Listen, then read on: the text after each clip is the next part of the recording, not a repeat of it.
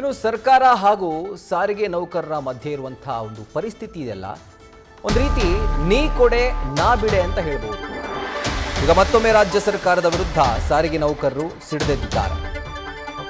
ಜೊತೆಗೆ ಬೆಂಗಳೂರು ಚಲೋಗೆ ಸಾರಿಗೆ ನೌಕರರು ಕರೆ ಕೊಟ್ಟಿದ್ದಾರೆ. 4 ನಿಗಮಗಳ ನೌಕರರ ವೇತನ ಪರಿಷ್ಕರಣೆಗೆ ಆಗ್ರಹಿಸಿ ಬೆಂಗಳೂರು ಚಲೋ ನಡೆಸಲಿಕ್ಕೆ ಈಗ ಪ್ಲಾನ್ ಮಾಡ್ಕೊಂಡಿದ್ದಾರೆ. ಇದರ ಕುರಿತಾಗಿ ಸಾರಿಗೆ ಸಚಿವ ರಾಮಲಿಂಗಾರೆಡ್ಡಿ ಅವರಿಗೂ ಕೂಡ ಜಂಟಿ ಕ್ರಿಯಾ ಸಮಿತಿ ಅಧ್ಯಕ್ಷ ಅನಂತ್ ಸುಬ್ಬರಾವ್ ಪತ್ರವನ್ನು ಬರೆದಿದ್ದಾರೆ.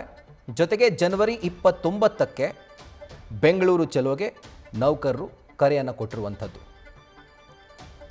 ಈ ವೇತನ ಪರಿಷ್ಕರಣೆ ಅನ್ನುವಂಥದ್ದು ಈಗಿನಿಂದ ಅಲ್ಲ, ಸುಮಾರು ವರ್ಷಗಳಿಂದ BJP ಸರ್ಕಾರ ಇದ್ದಾಗಲಿಂದಲೂ ಕೂಡ ಇದನ್ನು ಪೆಂಡಿಂಗ್ ಹಾಗೇ ಇದೆ.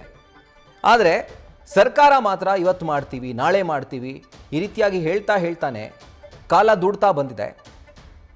ಇನ್ನೂ ಕೂಡ ಇವರ ವೇತನ ಪರಿಷ್ಕರಣೆ ಆಗಿಲ್ಲ. ಹೀಗಾಗಿ ಮತ್ತೊಮ್ಮೆ ಸಾರಿಗೆ ನೌಕರರು ಸಿಡಿದೆದ್ದಿದ್ದಾರೆ. ಹಾಗೂ ಈ ಬಾರಿ 4 ನಿಗಮಗಳ ನೌಕರರು ಬೆಂಗಳೂರು ಚಲೋಗೆ ಈಗ ಸಿದ್ಧತೆಯನ್ನು ಮಾಡಿಕೊಂಡಿದ್ದಾರೆ.